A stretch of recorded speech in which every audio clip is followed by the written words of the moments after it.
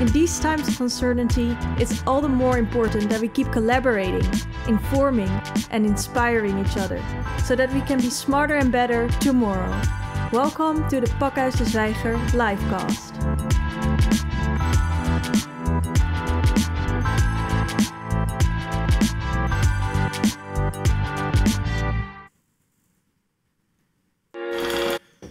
Welcome to this livecast on our future economies. Capitalism, despite the tremendous increase in worldwide welfare through its innovative power and freedom, has at the same time a number of negative consequences. A transition is necessary to overcome ecological destruction, decrease in quality of life, and growing inequality. Given geopolitical developments, Europe has an important role to play in this transition. In the livecasts, we will start an open dialogue and discuss this transition with internationally renowned economists from all over the world. Questions will pass by, such as: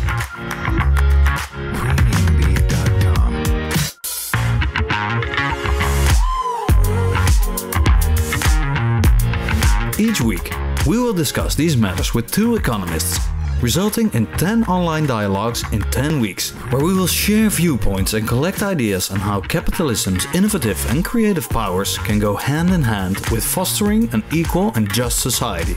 A different subject every week. Together we can build a basis for economies that are beneficial to all of us. You can participate by putting your questions and remarks in the chat. So, let's talk. Good evening, everybody, and welcome to the 3rd edition of the series, The Future of Capitalism, a series initiated and designed by Moral Markets in collaboration with Pakhuis de Zwijger. And today we talk about what else is necessary to have functioning markets, because more and more the realization is that markets are not self-contained systems, but need other social spheres to function well. Such spheres can be found in the government, but also in civil society or in local, national or global communities. The risk is that markets undermine these other spheres or even invade them too much. And we ask ourselves tonight, how can we restore the balance? How can we achieve a balance, and why is that necessary? What does it require from various spheres as pillars of a good market society? And in order to investigate that, research that question, we have invited 3 guests. We will start with a member of the think tank of young economists, Sam de Munk, and he will present an opening statement for this evening. And after that, my co-host David van Overbeek will interview 2 very important thinkers, global thinkers on this question. He will start with an interview with Raghuram Rajan, who is the Catherine Dusak Miller Distinguished Service Professor of Finance at the University of Chicago Booth School of Business. And he was also governor of the Reserve Bank of India. And after that, he was also the chief economist of the International Monetary Fund. It's great that he's here. He also co-authored 17 years ago a book which is really relevant for today's question, Saving Capitalism from the Capitalist. But his most recent work is the 3rd pillar, How Markets and the State Leave the Community Behind, a book we also have here on the table, and hopefully we can learn a lot from that. After that, David van Overbeek will interview the 3rd speaker of tonight, and we're so honored that he's here, Mr. Paul Collier. And he is a professor of economics and public policy at the Blavatnik School of Government and a professorial fellow at the St. Anthony's College at the University of Oxford. And he, in a 5 years public service leave, was the director of the Research and Development Department of the World Bank. He is also currently a professor invité at Sciences Po and a director of the International Growth Center. Mr. Collier has written, of course, many articles in renowned magazines like New York Times, Financial Times, Wall Street Journal. But his 2 most recent books we will focus on. The first is The Future of Capitalism, Facing New Anxieties, and the second is just recently published, Greed is Dead. Welcome, gentlemen. It's an honor to have you here in this, although it's digital, same realm. After the interviews, we will have a public debate. And we ask our speakers to respond to each other. And we invite you, the audience, to contribute as well. And you can do that by joining us in our Zoom webinar environment. And if you're watching the live stream right now, you should go to the site of Pakhuis de Zwijger, and on the program page of tonight, you can enter the webinar of Zoom. And in there, you can ask through the Q&A button questions, and we will get them here. And you can also engage in the debate we have with our guests. Please do so. Because we don't want to have a television show, we really want to have a collaboration between us and the public. And since this is the third edition of this series, we know that you want this, because in the previous editions you asked a lot of questions. Use that possibility. Okay, so this is enough for the introduction. Let's kickstart this meeting. And I would like to ask you, with your full heart and mind, your intention for Sam de Munk. Thank you. The topic of tonight is the revival of communities.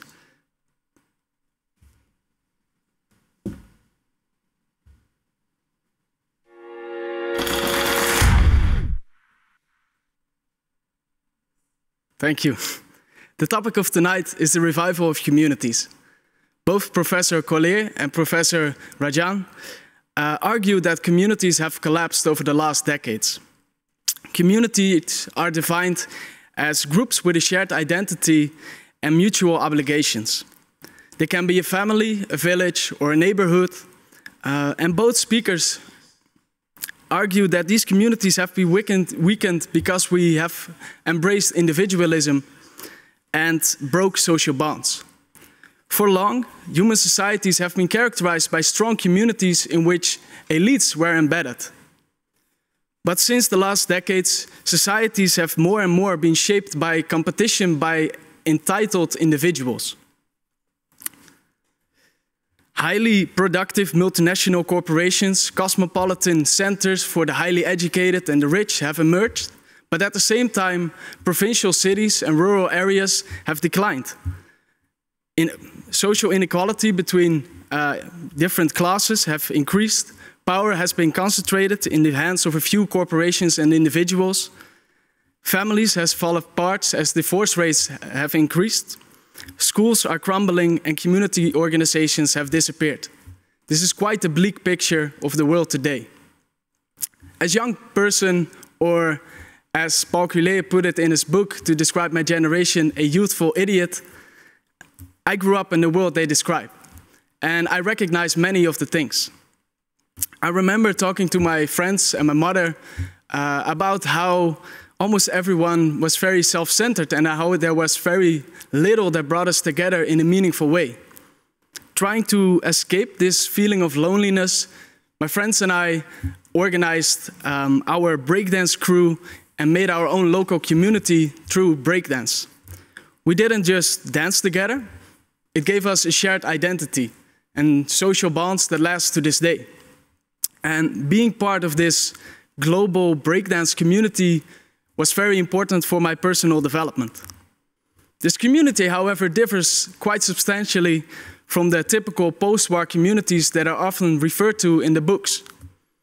The world has changed over the last decades. We live in a more global and digital world, and traditional gender and ethnic hierarchies have been weakened, although not disappeared, just to name a few developments. My question, therefore, is, what kind of societies do we want or aim to develop? And how will they be different from the typical post-war communities? An important aspect in this, for me, seems to be how we can value the crucial work that is needed for communities. Whether it's teaching or care work, this kind of work has often been undervalued and gendered, sometimes being referred to as pink-collar jobs. If someone today wants to be successful, recognized, rewarded, choosing this kind of a job is probably not the best option. What can we do to change this?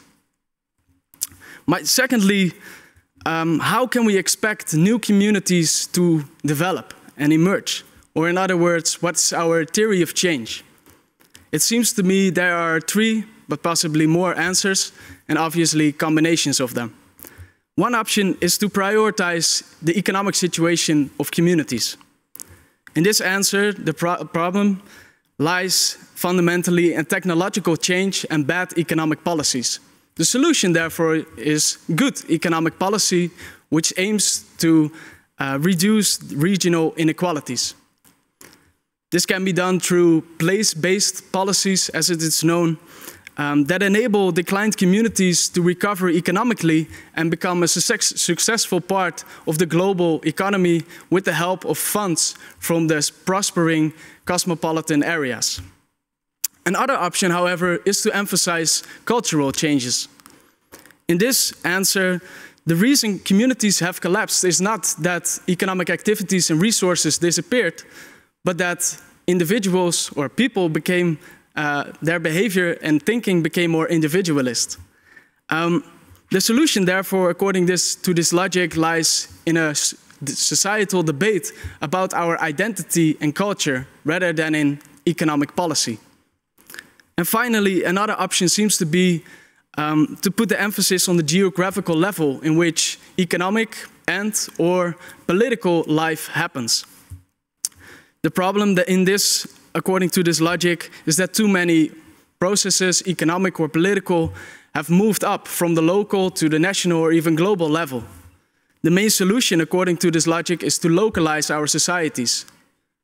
Political power should be decentralized, and/or economic globalization should be undone by making supply chains local. I wonder how both Professor Rajan and Professor Collier think about these issues. Thank you. Thank you so much, Sam de Munk. Let's go to the first interview by my co-host David van Overbeek, who will interview Professor Raghuram Rajan. The floor is yours.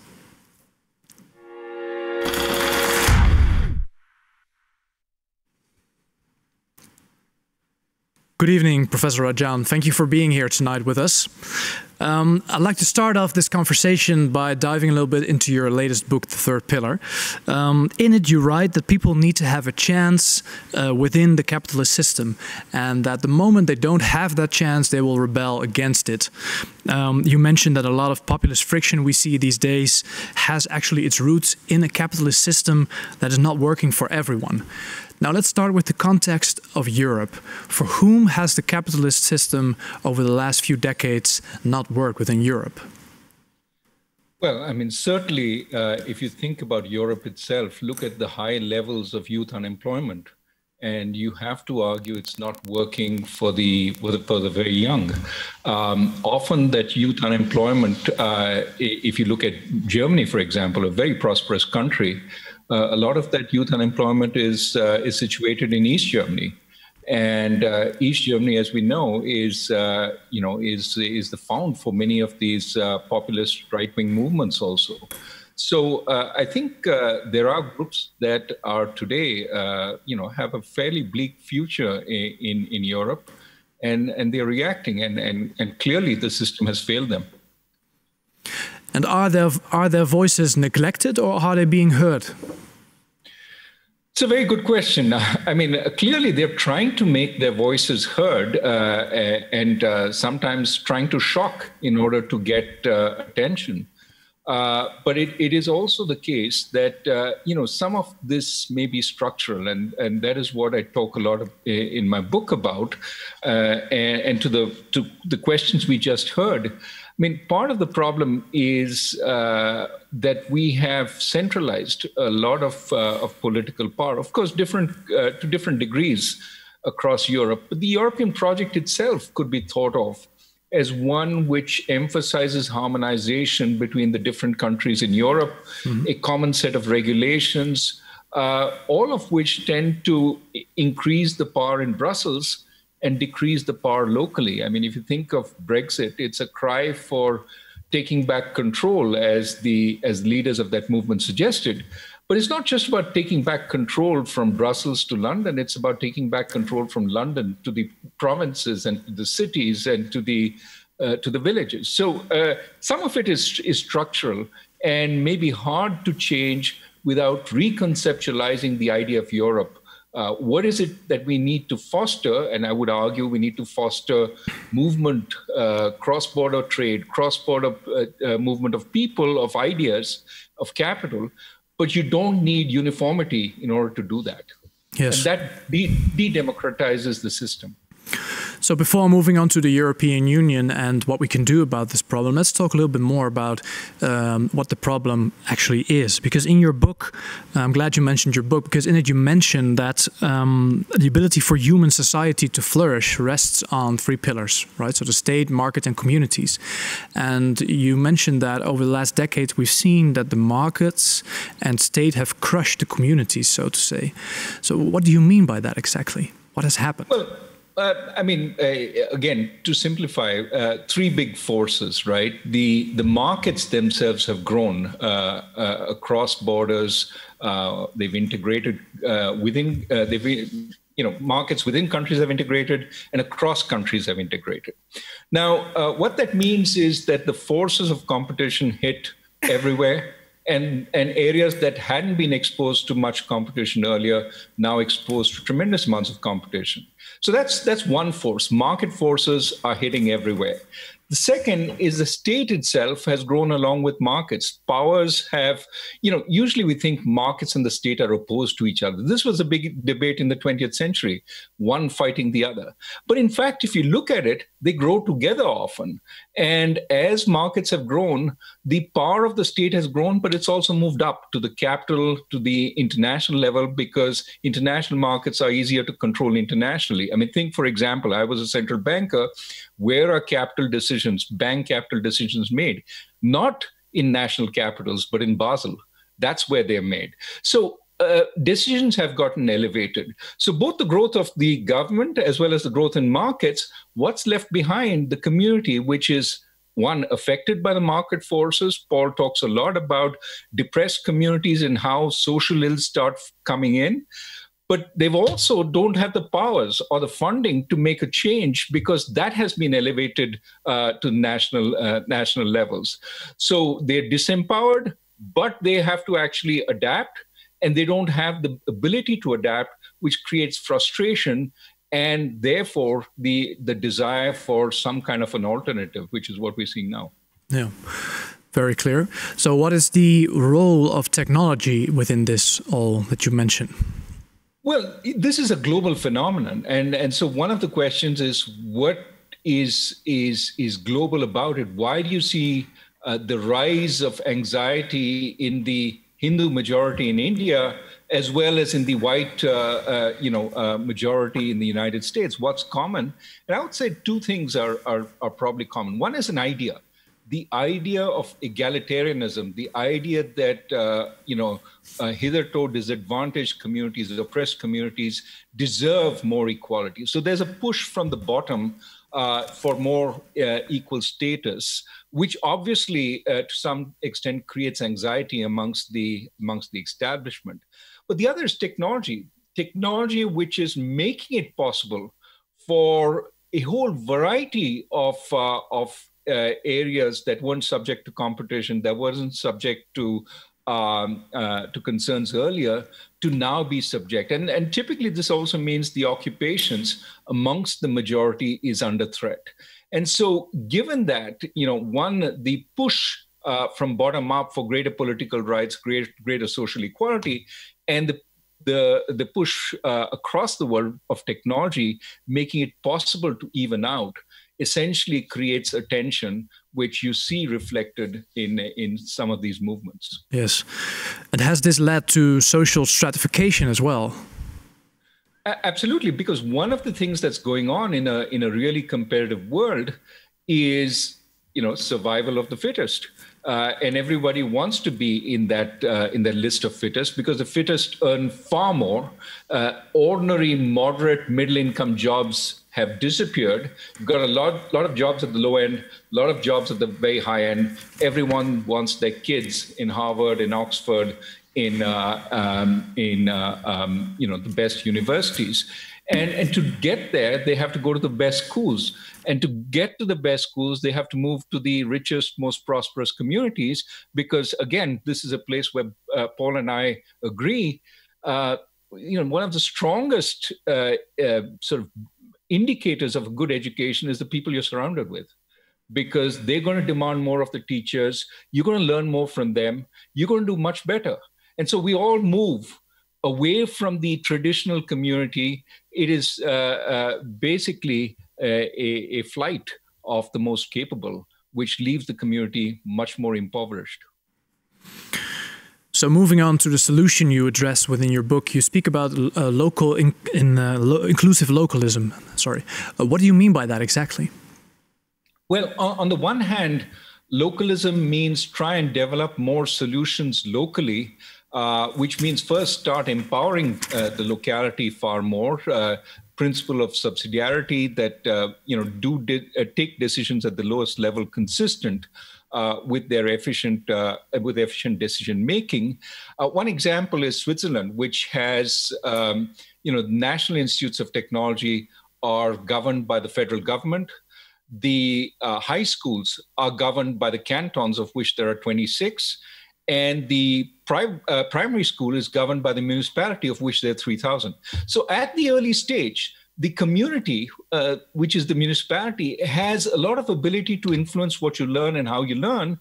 And that is a good thing, because your values are embedded in that, and the community itself feels a sense of empowerment. So empowerment is important. That's that's one part of localism. Of course, in broken communities, you have to think about who to empower, how to create that movement which will lead to development. In many ways, communities have a problem of development, which, as Paul and I know from the international experience, is a very hard problem to solve. But the other aspect I think there's hope. There are lots of communities that have come out from fairly damaging situations, one of which I describe in the book, the Pilsen community in Chicago, which was in the middle of a gang war and built itself up today so that many people want to live there. But apart from the fact that you want localism, this goes to the questions that were asked earlier. That localism has to be inclusive. The earlier idea of communities was these would be hierarchical, these would be parochial, these would be segregationist. In the United States, for example, the idea of states' rights is often invoked by the segregationists, the racists who didn't want the benefits to go to the African-American population. So you have to combat that. And that is why I think it's very important to emphasize the inclusive also. We're talking about inclusive communities bound by ideas, bound by big projects, and not bound just by the color of their skin. So can communities really be localized again when, for example, the ubiquitous smartphone is all around us and offers us instant access to anywhere, everywhere we want? Well, technology has many sides to it, right? So you can sort of have photos of a family each on their smartphone and not talking to each other.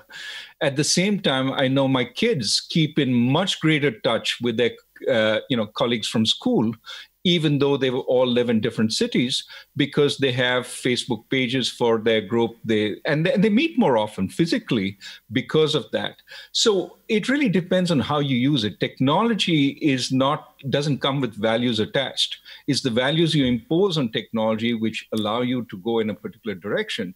And so what I think we need to do is, and we will, perhaps as a result of the experience with the pandemic, rediscover that we are social animals. And that we need to work on building our community because when a pandemic hits, we find that we really need it. We need those ties across people. So latest question for you, Mr. Rajan. Who has to take the lead on this transformation? Can we just be rest assured about the strength of communities, or does the government need to have a leading role within this? Well, I think lots of players have to play a part. I don't want to emphasize the government because in a sense, I'm saying that what we need is more decentralization. So a centralized authority imposing decentralization is somewhat a contradiction in terms.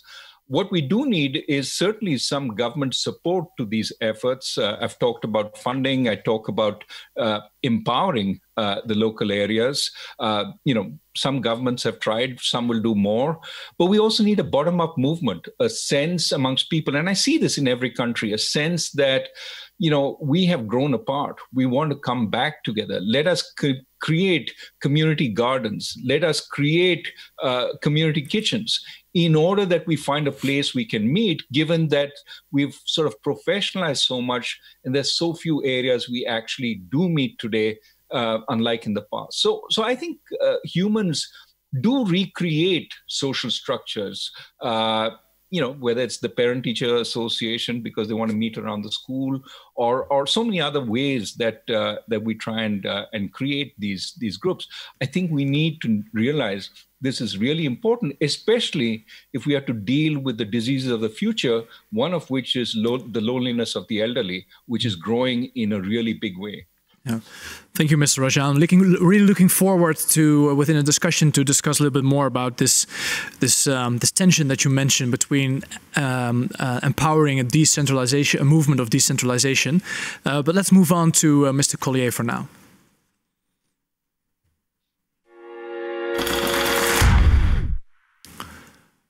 Or Professor Collier, I should say. Thank you very much for joining us here tonight, Mr. Collier. Together with Professor Kay, you recently wrote a book titled Greed is Dead, which is an apt play, of course, on the infamous words of Gordon Gekko. In it, you mentioned that greed is no longer intellectually tenable. What do you mean by that? Yeah, thanks. Yeah, you're quite right. We're not saying at the moment we got rid of greed. We're saying we're at peak greed. We're at peak greed because the ideas which justified greed, which was the rise of individualism, and especially a misinterpretation of what capitalism is about, those ideas are no longer really tenable.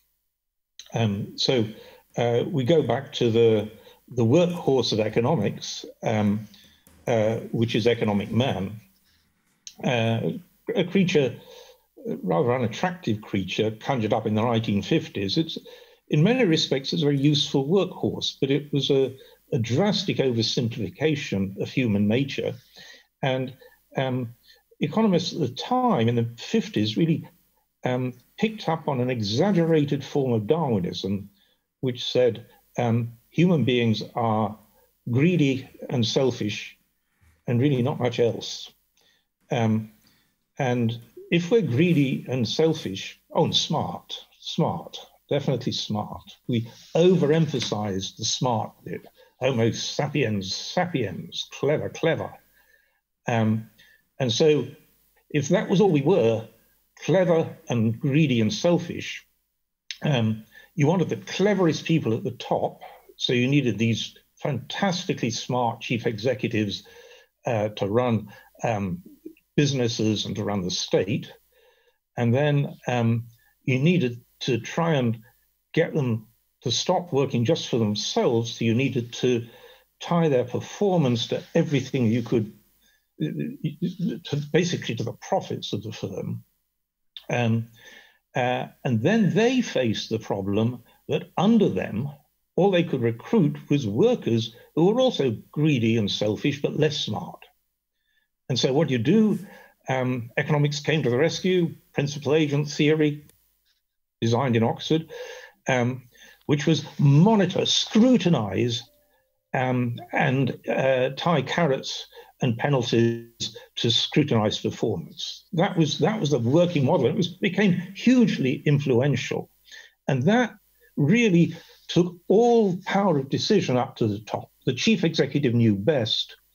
And beneath that, you try to turn people as near to automator as possible. And so increasingly, that's how firms were run. And then in the 90s, the public sector started to ape the private sector. If that's so good for the private sector, we better do it too. And certainly in my own country of Britain, we transformed the public sector into that model that the top knows best, monitor, incentivize, scrutinize everybody else. And so that stripped ordinary people of the power of autonomy and decision. We ceased to be morally load-bearing agencies. We became these awful creatures. Why is all that untenable? Apart from being disgusting, it's factually wrong. Modern evolutionary biology comes up with a very different picture of what is human nature. As Professor Rajan was saying, we're designed to be very distinctive mammals. We're pro-social, much more so than other mammals. We're creative, we're imaginative. The fuel of capitalism isn't greed, it's common purpose in a team which has the autonomy to experiment and innovate. That's the fuel of capitalism. The genius of capitalism is decentralization within a certain discipline of competition, and the ability to come together. In Greedy's Day, we've got a lovely example of Airbus. Airbus is a huge cooperation, just like an iPhone is, a cooperation between an awful lot of firms. No one knows how to make an Airbus. No one knows how to make an iPhone. It's distributed knowledge across a lot of different teams, all of which have had the power to come up with creativity and ideas. But that depends upon decentralizing. Yeah. So we've been trapped in a very dysfunctional model. Yeah. Well, that's a very comprehensive answer, Mr. Collier. I think that's a very apt part of your, it's actually the entire book you just mentioned in a couple of minutes. So what more questions can I ask? But I have, if I understand you correctly, this idea of economic man, is that kind of a view on humanity or fellow men, which has been conjured up in the 1950s, a certain Darwinistic outlook on life, and this view on humanity has shaped our beliefs over the last few decades, the way we look at ourselves, the way we look at society. Do I understand you correctly? Yeah, I mean, it's a very useful model for some purposes. It just got way above its pay grade. And so I believe in simplifying wherever possible. And so for some purposes, it's a very handy simplification. But it's been applied to everything. And that's where it became damaging. What you haven't yet talked about is the community stuff that indeed Professor Rajan talked about, and which is basically the subject of the future of capitalism as well. These spatial and new class divides between a booming metropolis and broken cities, between the rising value of people with a good tertiary education who went into fancy skills that became more and more valuable, like lawyers and bankers, versus the people with less education who specialized in manual skills, which have become less and less valuable. Now, as Professor Rajan says, the globalization of markets, which produces a lot of economic benefit overall, produces both winners and losers. The business of public policy is to offset those losses, not reverse globalization, that would be dumb, but design policies which offset the losses. We failed to do that. We failed drastically. And so technology and globalization, which should have led to all boats rising, they're wonderful things. Living standards could be rising at about 2% a year, probably. Instead, major groups of people are very, very fearful of the future. The young, the old, and the manual workers. Yeah. They're the most fearful groups. And of course, they mutiny in various ways. Who benefits from this? The people who spotted the mutinies earliest, which is the mavericks.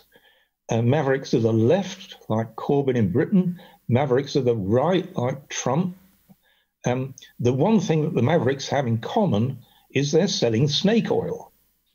And so the dispossessed are stuck with snake oil, and meanwhile the successful have peeled off from their obligations to others because they created a new identity, an identity of the successful.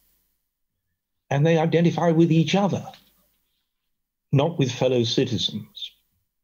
And that peeling off of the successful.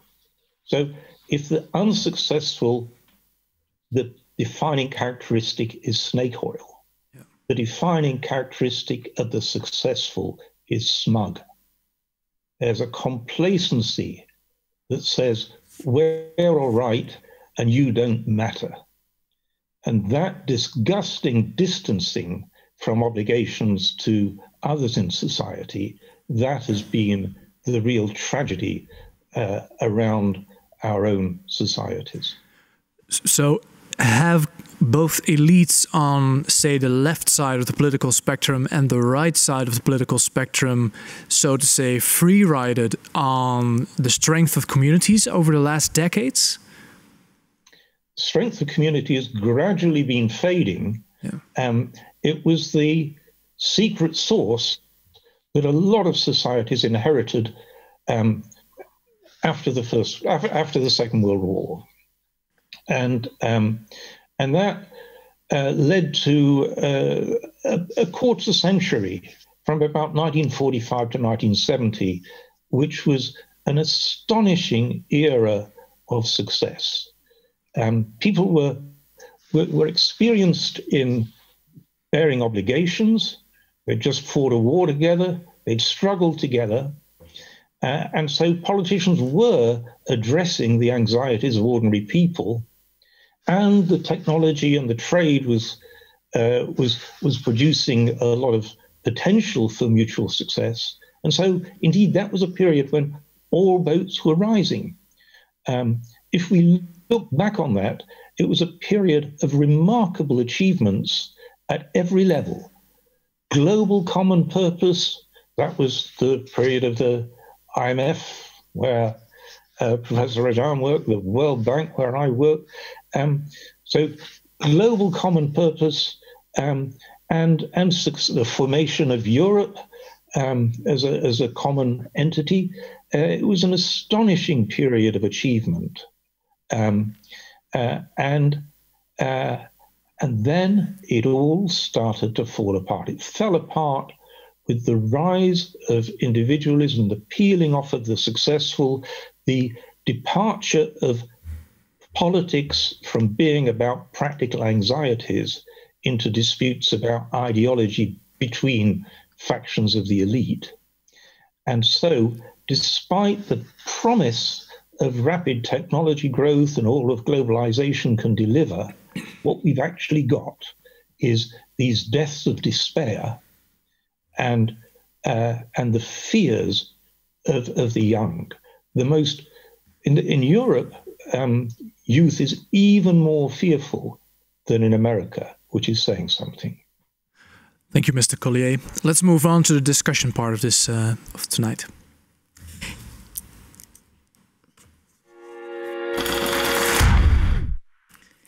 Yeah. Thank you so much, both of you. And let me just start, of course, by giving Mr. Rajan the opportunity to respond to Mr. Collier, because you started, of course, with the interview with your ideas and on analysis. But of course, I can see that you were writing down a lot. So let me ask, whether you concur with Mr. Collier, and where is the difference in your analysis? Oh, great question. So I'm going to give the American political answer, which I really believe in, which is what unites us is far more than what divides us on these issues. Very good. We actually think, Paul had his book out much earlier than I did.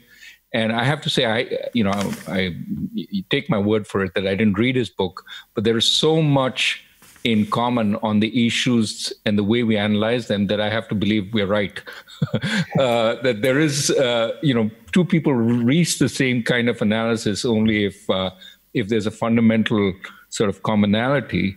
So I do sort of agree with a lot of what he has said, certainly what he said here. In the book, I mean, there are places where our emphasis probably differs a little bit, but maybe it's more if I'm trying to look for differences. Paul talks a lot more about the ideology, which I found very interesting. And I perhaps if I wrote my book again, I'd talk a little more about ideology. But the issue of rights and obligations, I thought that was very important, and how that breaks down as you leave the community and go to a broader setting. And perhaps that is one of the concerns that we see nowadays. I would, perhaps, I mean, my emphasis would be more in taking the questions that came initially, that the economics also changed. Now, what came first? Very hard to say, but the economics changed, which also pushed, therefore, on the community itself. I would also suggest that the structure of political power changed. And both these changes sort of reduced the room for the community. But I think these are, I think we both share these views. It's just how much emphasis we want to put on them. One point, if you want to look for differences, is on the cooperation. I think Paul talks a lot about the purpose of the cooperation, which I find is sort of an ennobling view of the cooperation. But I think that, when we think about Friedman's shareholder value maximization, which often is blamed for all that's going wrong with corporations, you can actually get a lot of purpose within corporations if you do shareholder value maximization right. And I'm happy to talk about that at greater length. But purpose, it seems to me, is a better way of saying it. It enthuses more people. It enthuses the young. But there is a danger with saying purpose in an overly broad fashion if you bring corporations into the public realm and make them take up, governance objectives, take up some of the role of the government, because corporations, we don't have a check and balance system to allow them to do that. And so I would say the danger with some of these overly broad statements about purpose is it tends to get us away from what corporations do. Well, last week we spoke to Mr. Meyer and Ms. Henderson about corporations and what we can do with them. And one of the analysis Ms. Henderson made, Rebecca Henderson was making, was that in order to reimagine the role of corporation, whether it be purpose or, is that we have to also reimagine the civic. Because without a strong civic society, civil society and civic institutions, you can never talk about a strong or a role of corporations. So we already explored that conversation last week, but interesting that you mentioned that is for you one of the differences of focus between you and Mr. Collier. What was interesting of course, there are two concepts which I really hope we can get clear this session, and that is what is meant exactly by community, how is it defined? Because if I talk to young people, they are talking about virtual global communities like Extinction Rebellion, or what is exactly meant if you both talk about community, and what role should communities play in reimagining capitalism. And the other subject we can talk about later is your solution of inclusive localism, or the principle of subsidiarity, and how does that function in an economy? Is it all autarkic then, or are there other mechanisms in play? But so let's first go to, what do you exactly mean, the both of you, if you talk about community, and how do you define that? Paul, you should go first. Paul. Okay. So, Miss Professor Collier. Yeah. So community is not is a woolly word, and let's see what we can say more specifically. Not any community is good. The communities which I think we need are what I would call adaptive and inclusive communities. So what they are able to achieve at their best is forging purposes that are genuinely common purposes, where everybody has agency in forging those purposes. And for that, we need dialogue within the community. Dialogue is a very particular form of communication. Dialogue is a conversation backwards and forwards between equals. So it can't occur top down. A hierarchy doesn't conduct a dialogue, it gives orders and instructions. So it's a peer-to-peer thing. It's backwards and forwards like ping pong, where people are searching out some common understanding, some in the process, some degree of common identity, which can sit comfortably with all their other identities. So it's not trying to crowd out other identities, but it's sort of common identity, common understanding, and from that you can forge common purpose, and all those together bring something that's truly valuable, which is common obligations. And that ability to forge common obligations to do some common purpose is the genius step that individualism can never achieve. Jean-Jacques Rousseau got there first with the idea that individual purposes, we're hungry, well, we can catch rabbits. If we can make that a collective purpose, we can all work together and catch stags. But to catch stags, it's a coordination problem, and that we need this common purpose and the glue that brings which brings common obligations. So that's a community. Let me just carry on a little bit. It needs to be adaptive and inclusive. Inclusive, obvious, plenty written about it. But let me say something about adaptive. Now, Professor Rajan and I haven't talked about this, so I don't know whether he buys into this idea or not. But having written a book with John Kay, I'm very keen on the concept of radical uncertainty, that we live in a world where we don't always know what to do.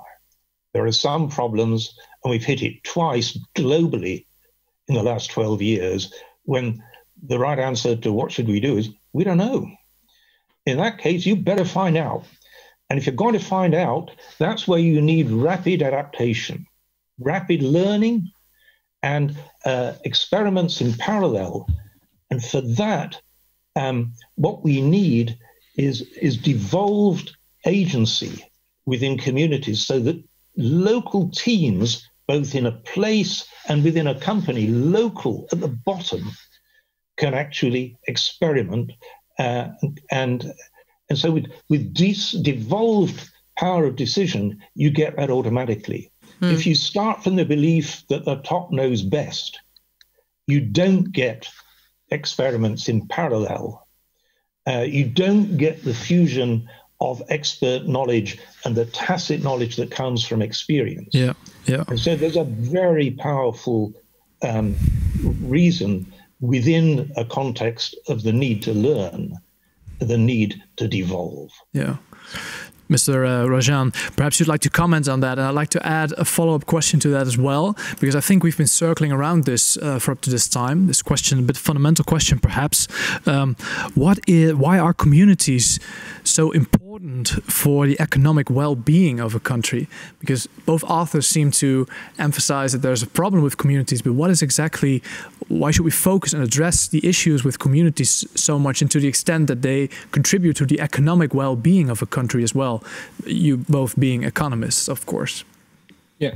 So let me agree totally with the need to be adaptive, but I would add an additional sort of qualifier, which is locally sensitive. I mean, one of the beauties of the community is it understands which problems are important locally, and then it can tackle that, something that a centralized one-size-fits-all answer cannot. So in addition to the experimentation that Professor Collier points to, which is extremely important, that experimentation occurs under different conditions, and so you get a variety of answers.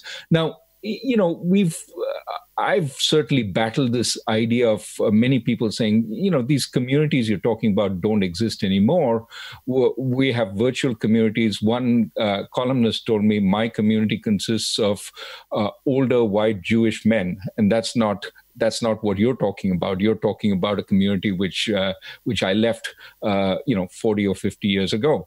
And the reality, though, is that if you look around, most people live in places that have local government. And I think one of the important aspects of the community that both Professor Collier and I talk about is how central local government can be to our life chances.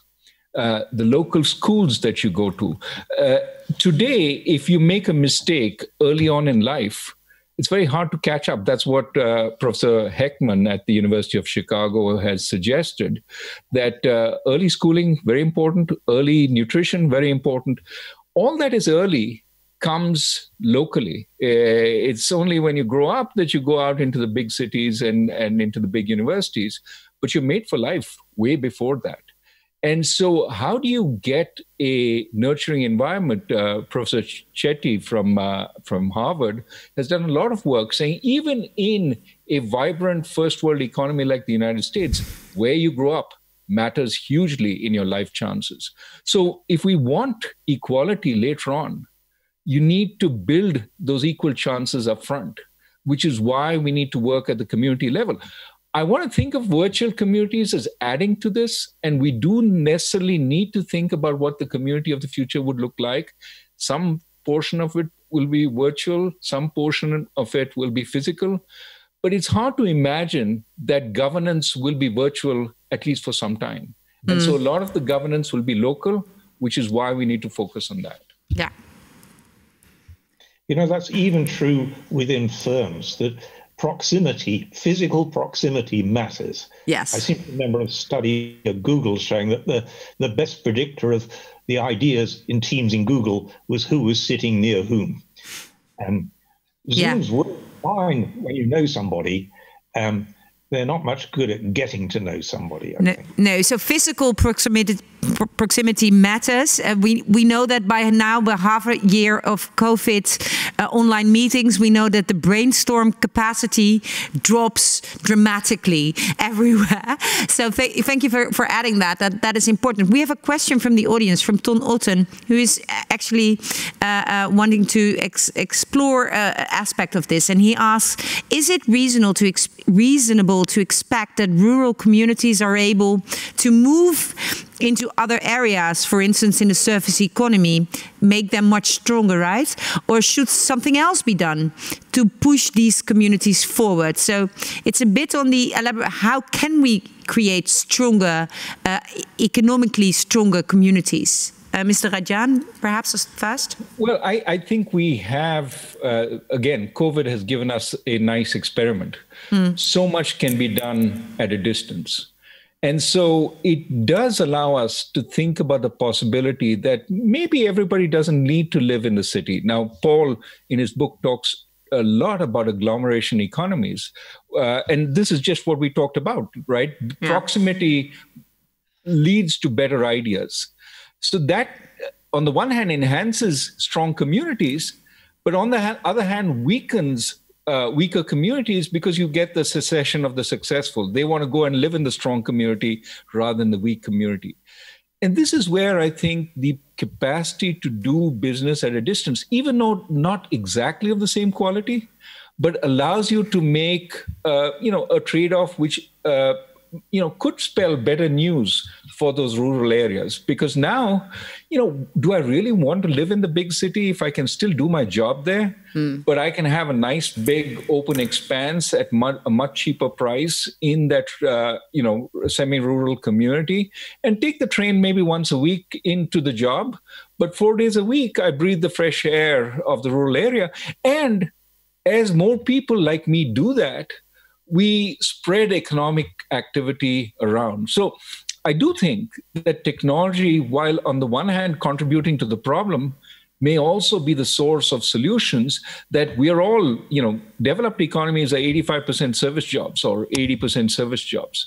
If those service jobs, especially the highest, be done at a distance, the higher skilled people can move across the country rather than all locating in London or in Amsterdam, and as a result, spread economic activity. That has to be one of the answers. And how do we increase that? That really is the question we need to think about. Yeah. Can I just build on that? Because I think we can't pretend that anybody can live anywhere they like and still be highly productive. But we can do something that stops it being the story that if you want to be productive, the only place you've got to go is the metropolis, which in my own country of Britain, that is the bitter reality at the moment. Yeah. London is 70% more productive than the rest of the country. As Professor Rajan said, the Brexit mutiny wasn't really a mutiny against Brussels. It only has 1% of GDP. It was a mutiny against London because everything is concentrated there. We're the most highly spatially concentrated government in the Western world. It's all in Whitehall in London. Yeah. And all the finance is concentrated in London as well. Of course. So then Professor Govert Buys has an interesting question, because he's actually asking you whether Trump, the maverick one of you mentioned, is in a way restoring a sense of community or being cared for in a globalized world, because apart from the oddities, I quote Professor Buys, it's of Trump, it's a real answer to be found along the lines of having more conscious balance between globalization and protectionism. The jobs back to the states. He says he does that. So what is your response to that? Is Trump in a way also trying to deal with this in his matter to solve this question? Paul, you want to go? I'll go after you. All right. I'm happy to go. Snake oil is snake oil, first of all. He's doing exactly the wrong things. He's trying to push back the economic globalization, which is generating a lot of benefit, without proper policies that actually genuinely address community. Okay. So no.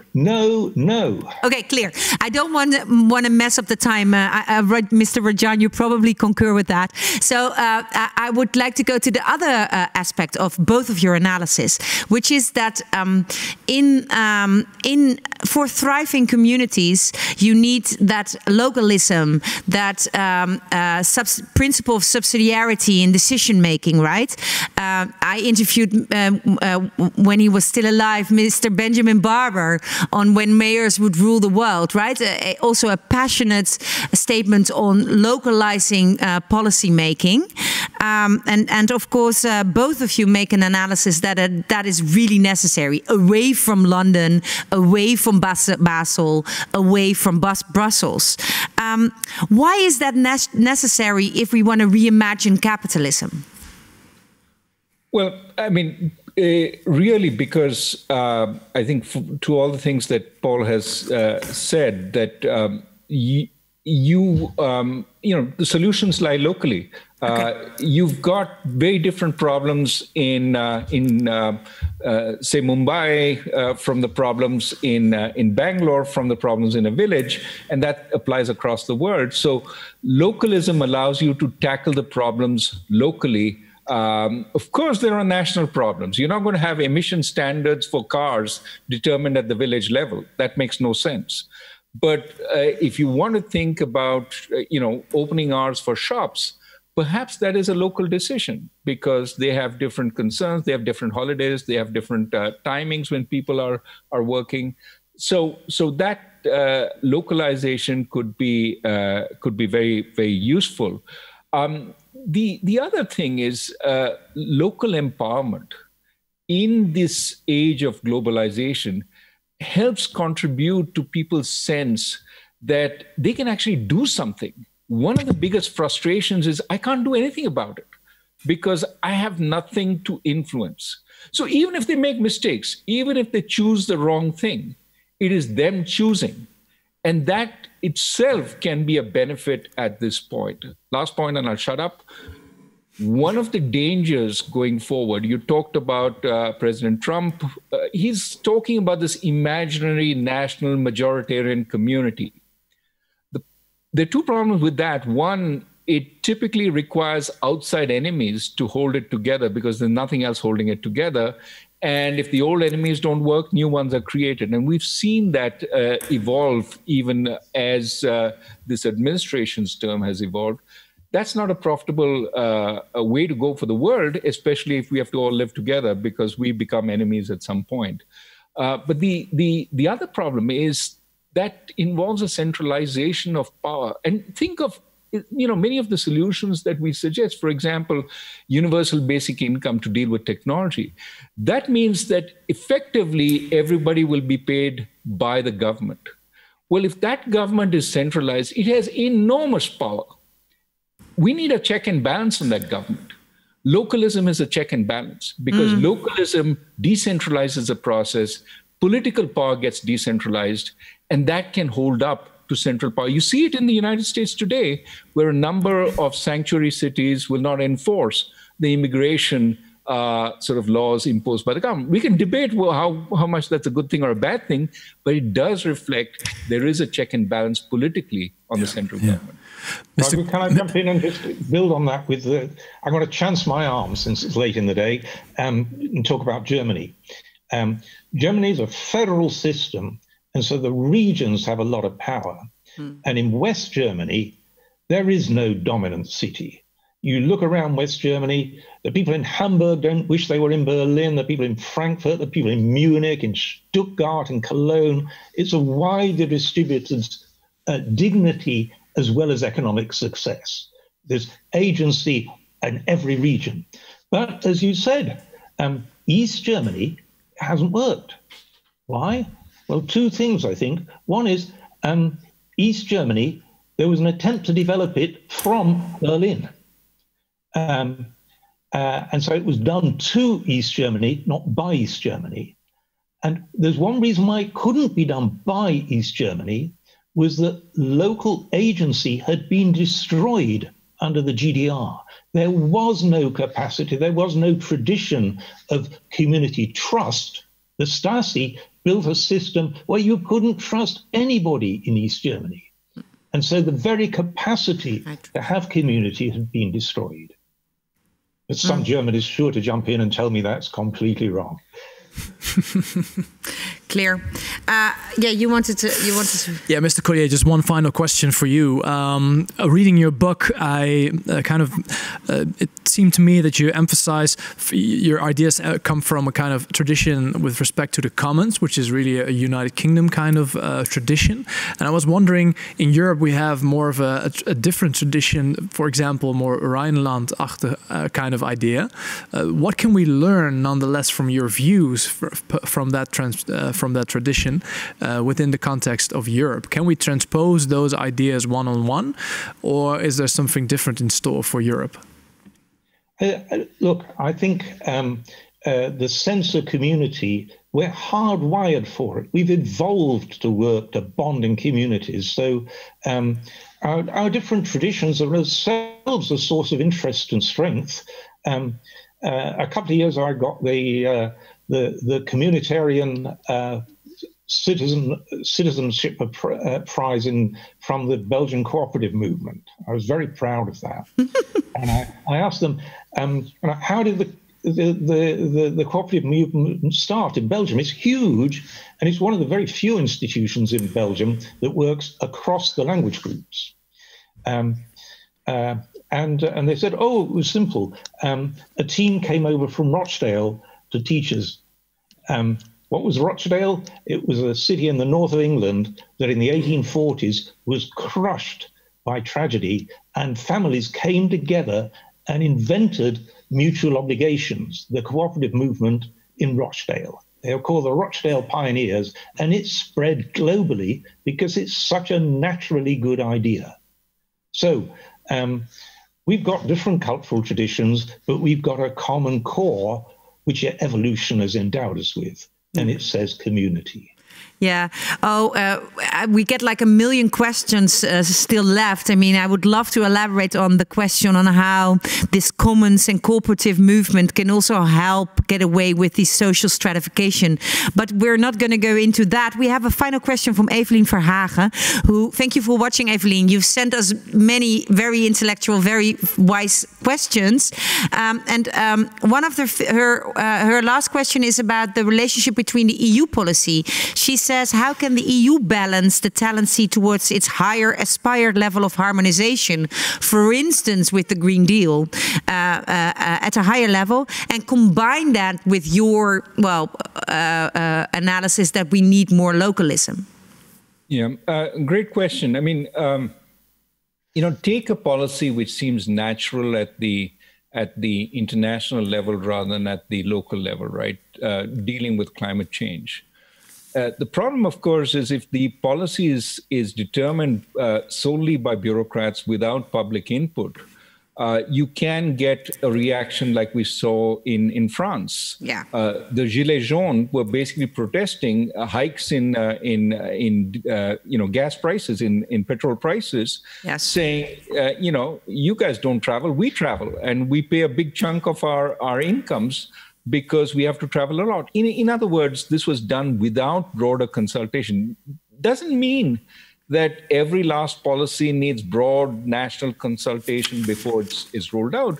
But you got to talk to people and find out, what is acceptable, make the case, and then go and agree to it at an international level. Similarly, when we're talking about Green New Deal, I think it is important to go in that direction. But I would not say you will get EU funds if you do A, B, C, D, E, F. But in a sense, let countries determine how they will use a broad set of criteria. The broad set of criteria is to get it to move in the right direction. This is not spent in other ways. But then within that, as much freedom as possible for countries to determine what they do. And that's broadly, I think, the answer we need to look for. Not overly centralized, not overly decentralized. Clear. A balance act. Yeah, and also, of course, a dialogue I hear you mention, which was already mentioned by Mr. Collier, right? I'm going to ask Sam de Munk to join us now for the end of this session. Thank you so much for your answers up until now. Sam, welcome back at the table.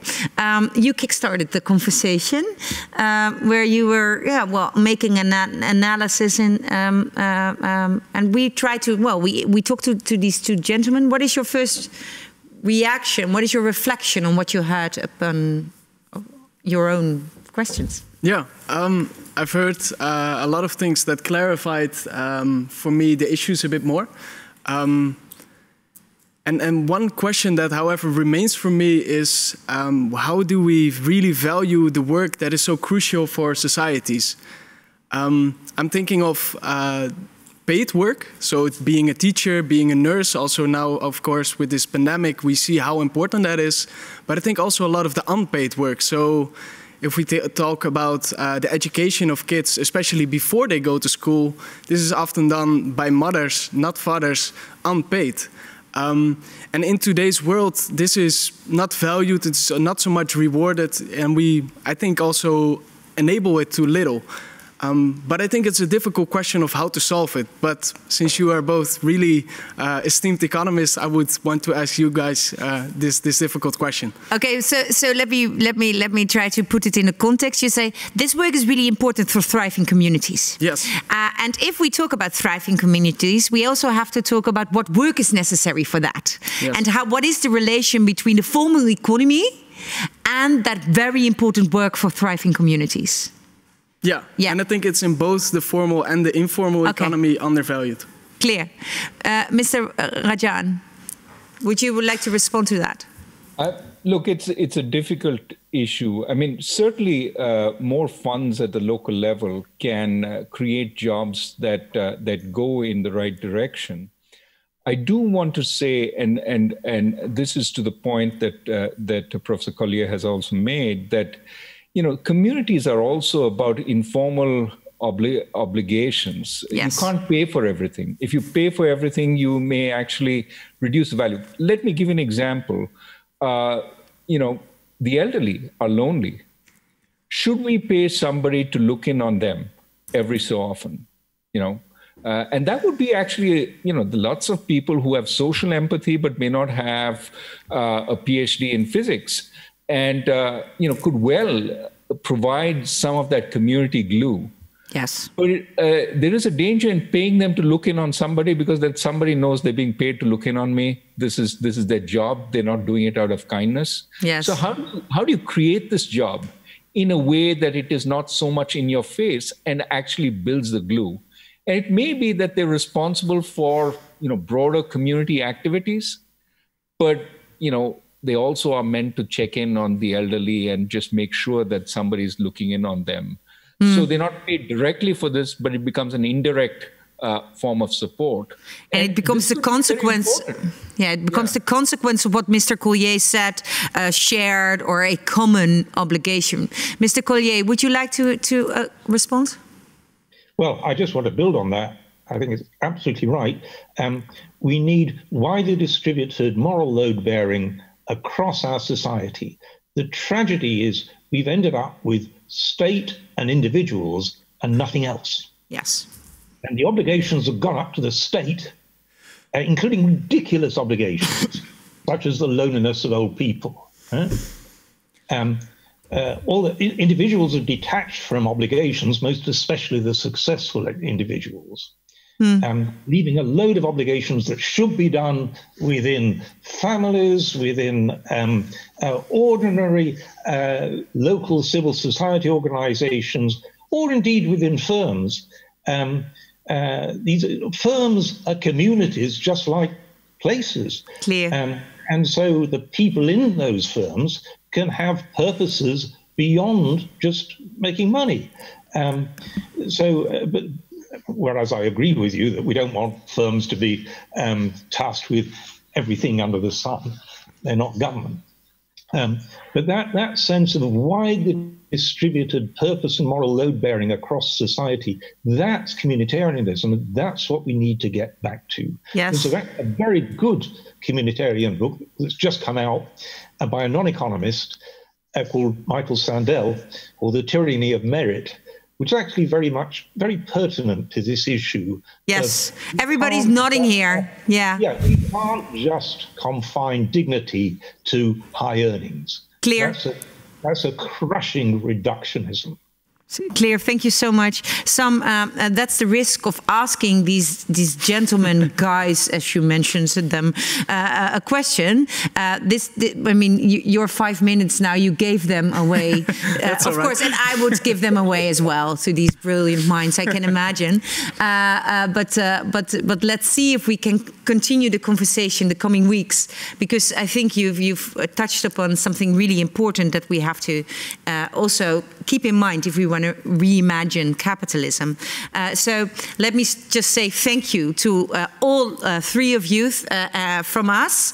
Thank you for all your online questions, to all the people who participated. And next week we will be back with the 4th edition of this series. And then we will talk to Isabel Ferreiras and Joy Josh Ryan Collins on precariousness of housing and work-life balance. Yes, it's one red thread, our conversation. Thank you so much. Find coming editions of the series online through deswijger.nl. And for more information on future market consultation, which is this part of this program, go to moralmarkets.org/future markets consultation. It was an honor to have you as a kickstarter of the conversation, and the both of you from your beautiful rooms in your house or in your workplace. For Mr. Collier, I can't really see it. What? From home? Work. Yeah. Thank you so much for joining us in this interesting consultation we are trying to have and organize with the brilliant minds of today. Thank you for your participation again, and thank you for watching, and hope to see you next week.